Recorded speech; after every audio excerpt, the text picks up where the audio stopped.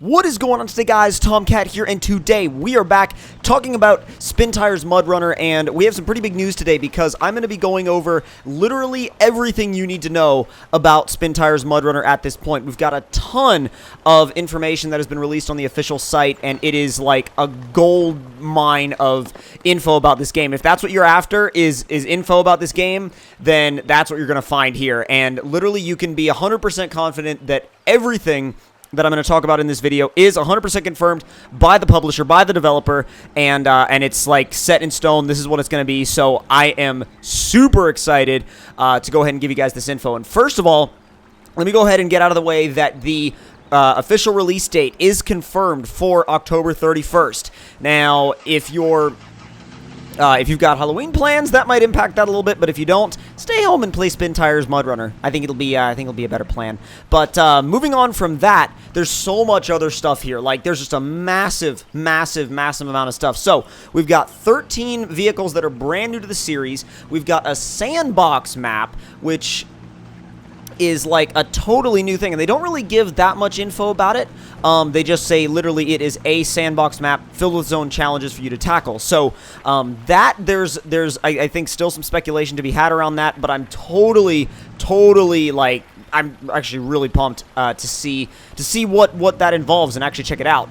We've got challenge mode, which is basically for the more hardcore players of the series, and there's gonna be tougher missions across 9 dedicated maps that are like dedicated just to challenge mode. Better graphics, which we all know, that's been talked about a pretty good bit. Improved gameplay, improved physics, and a dynamic day and night cycle. So keep track of the day and night. And the game has a really good day and night cycle already, so it's not that big of a deal. It's not that huge of a thing, but it's still good. It's still good to see that it's there. That it's a proper feature and it's being put to use properly. Now, going over a couple of different things here, there have been multiple different improvements across the course of the game itself, but the maps themselves, we have the bog, we have island, we have seashore, downhill, deluge, and crossing. Now, these maps in themselves are just, they're all different. They've all got their own little characteristics to them. If you look at some of the screenshots, if you look at some of the screenshots, you can see they're definitely familiar to certain maps that we know now. But I think also one of the things that you have to realize is that there's a certain style that they want to stick to with the game, and instead of kind of reinventing the wheel of SpinTires, they want to evolve the game. And then what they say right here is venture across extreme landscapes with only a map and compass as your guides. Complete objectives and deliveries by enduring extreme conditions across wild sandbox maps with dynamic day and night cycles. Overcome muddy terrain, raging rivers, and other obstacles that all realistically react to the weight and movement of your vehicle, powered by the game's advanced physics engine. So that'll be really interesting. I mean, like with just the map and the compass, I mean, obviously you're going to have to probably unlock cloaking points, I'm assuming the same way that we already do, but the more we dive into the game, I'm sure you'll be able to. I'm sure you'll be able to find ways to kind of discover map areas quicker. But that's always something that comes with time in terms of figuring out a game.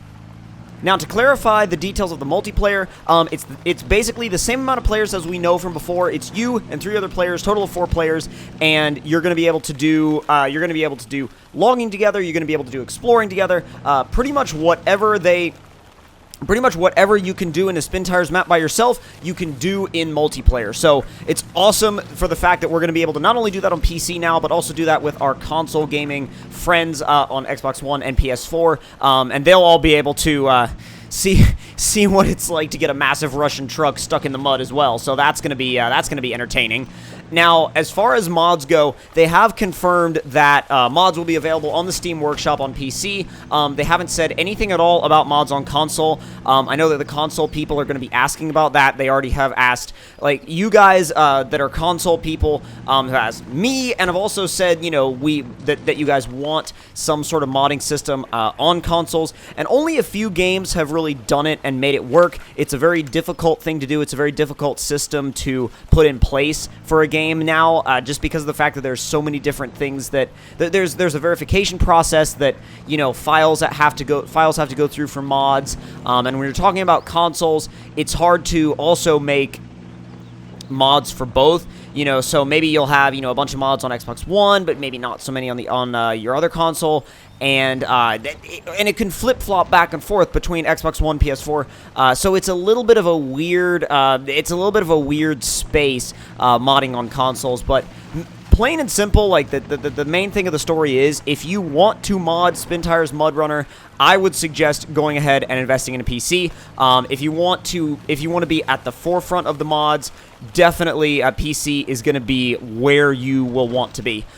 Just because of the fact that you're going to get the mods first, you're going to have access to all the tools you need to basically do vehicles, maps, hopefully maps. I mean, we don't have any confirmation of that yet, but I'm assuming that they're going to be here just as they are in the current version of the game. So I would say, again, if you're interested in modding the game, PC is going to be like where you'll want to be pretty much. So with that being said, though, the interesting thing is that there are a lot of, like, as far as vehicles go, the vehicles are really interest me. So you have 19 vehicles in the base game itself. You have 19 different vehicles, but 13 of those are brand new. Now, we have some, you know, some classic standbys like the K700, the massive, like, wilderness tractor. That thing isn't going anywhere, and personally, in my opinion, I'm very glad it's here, because that thing is just a monster. It's an absolute beast. It'll pull anything. It'll pull any truck.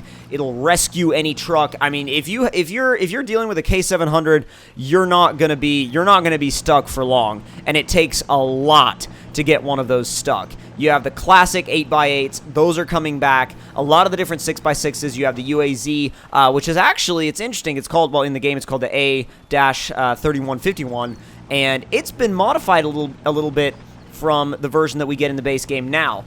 It's got a little bit of a lift, it's got off-road tires, it's got an off-road bumper with a winch on it. So there's definitely been some improvements to the base vehicles, and I'm glad about that, because it's good to see base vehicles that aren't just you know, really that feel like they can't do all that much in the grand scheme of the game.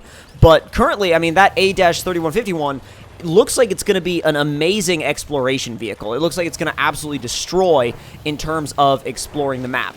And I think that you're going to be doing most of your exploring with that, and then really the rest of the trucks, minus the K700, are going to be used for mostly hauling, and then whereas the K700 can probably be used for, honestly, whatever you want. The K700, it can really apply to anything. It really can. It can apply to anything that you want it to, because really at the end of the day, it's a total beast. It really is. Now, in terms of the physics and the graphical quality and things like that, they've done a complete. They really want to make it clear that they've done a complete overhaul, because they put the word overhaul everywhere. And honestly, it looks like they have. I mean, there's new interactions with the grass, the bushes, the trees, as well as the mud. They said they have also made some improvements to the diff lock systems, which is interesting.